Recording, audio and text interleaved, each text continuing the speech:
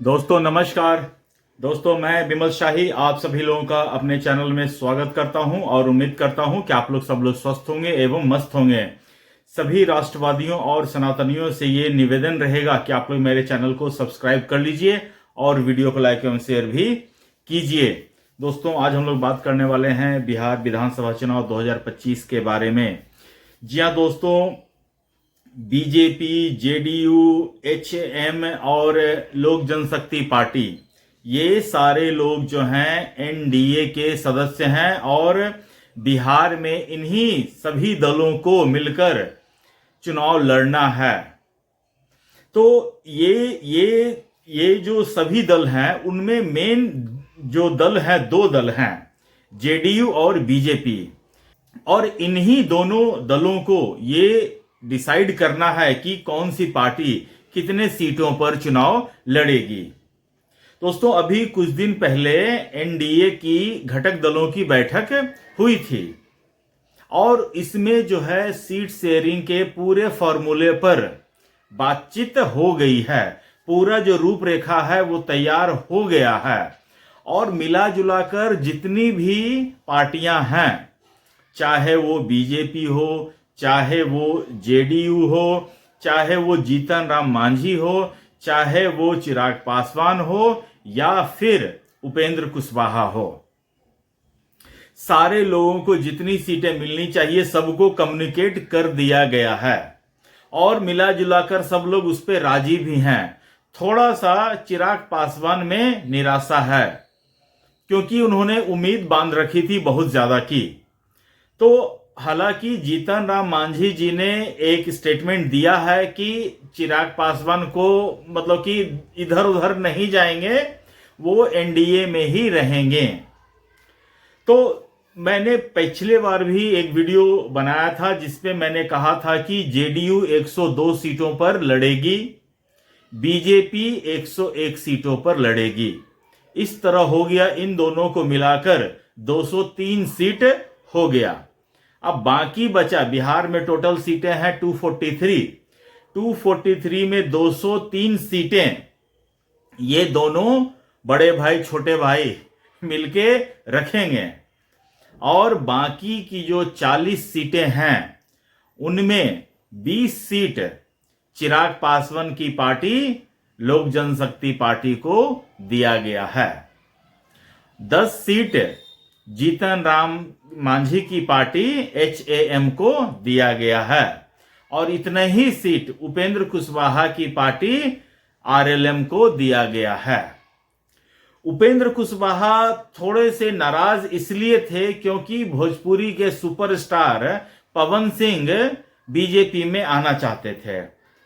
चूंकि उपेंद्र कुशवाहा जो है 2024 के चुनाव में काराकाट से लड़ रहे थे और उनकी जीत की संभावना काफी थी, लेकिन पवन सिंह जो है निर्दलीय उम्मीदवार के रूप में लड़ गए काराकाट से और उन्होंने बहुत ज्यादा वोट काटा और वो वोट काटने के चक्कर में उपेंद्र कुशवाहा जो है लोकसभा चुनाव हार गए थे। हालांकि बाद में उपेंद्र कुशवाहा को राज्यसभा के थ्रू संसद में भेजा गया, लेकिन वो उपेंद्र कुशवाहा जो हैं पवन सिंह से बहुत नाराज चल रहे थे। हालांकि उन्हें समझा दिया गया है, अब पवन सिंह जो है बीजेपी में उनका रास्ता आने का रास्ता साफ हो गया है। अब देखिए बीजेपी में या जेडीयू में थोड़ा सा आंतरिक कलह भी सामने दिखकर आ रहा है, चाहे वो राजकुमार सिंह हो या तो फिर नीरज कुमार और सब लोगों में जो भी बयानबाजी चल रहा है। इस बयानबाजी को दोनों शीर्ष नेतृत्व बीजेपी के भी और जेडीयू के भी दोनों वेट एंड वॉच कर रहे हैं और इन्हें अपने अपने लेवल पर इन दोनों को भी मैसेज दे दिया गया है कि हमें अभी आपस में नहीं लड़ना है, हमें अभी विरोधी से लड़ना है। तो जब ये लोग सब मामला शांत हो जाएगा तब शायद मुझे लगता है कि एक प्रेस कॉन्फ्रेंस करके जितनी भी सीटें जिनको दी जा रही हैं सारे जनता को बता दिया जाएगा और ये लोग शायद ये भी सोच रहे हो कि चुनाव आयोग जो है अपने तरफ से चुनाव का घोषणा करे, उसके बाद ये लोग भी अपनी सीट शेयरिंग का फॉर्मूला जो है घोषणा करके सारी मीडिया को बता देंगे, जनता को बता देंगे, जनता को अपने फैसले से अवगत करा देंगे।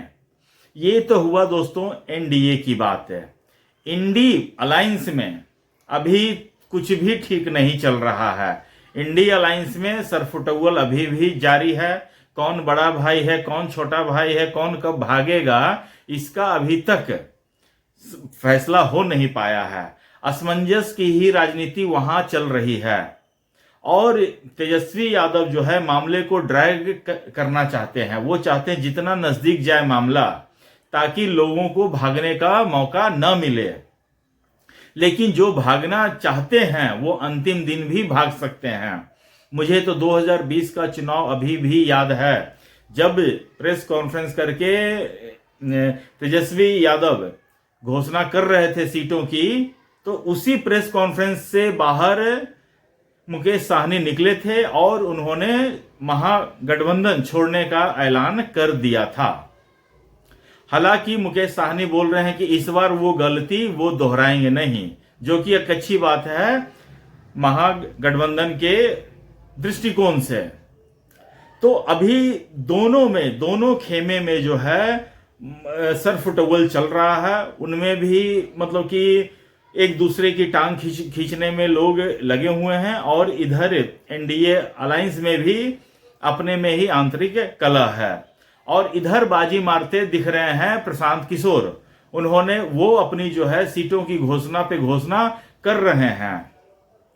तो मुझे लगता है कि अगर कैंडिडेट को पता चल जाए कि वो कहां से लड़ रहे हैं, तो कैंडिडेट को अपना कैंपेन स्टार्ट करने में, जनता के बीच जाने में थोड़ा ज्यादा समय मिल जाएगा। हालांकि मुझे नहीं लगता है कि कैंडिडेट देरी से घोषित हो या जल्दी घोषित हो, कोई चुनाव परिणाम में फर्क दिखने वाला है।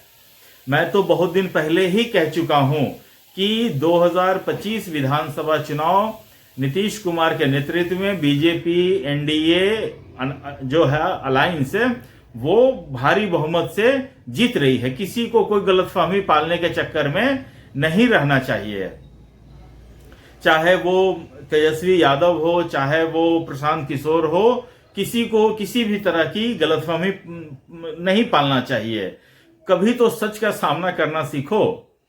तो यही सब सारा चीज चल रहा है। मुझे लग रहा है जिस दिन चुनाव आयोग चुनाव की घोषणा करेगा, उसके 1-2 दिन में ही बीजेपी जेडीयू भी प्रेस कॉन्फ्रेंस करके अपने सीट शेयरिंग का फॉर्मूला कर देगा। और ये लोग अभी कैंडिडेट्स पर चर्चा कर रहे हैं कि कौन सा कैंडिडेट जिताऊ है, कौन सा कैंडिडेट जो है अच्छा विक्ट्री ला सकते हैं।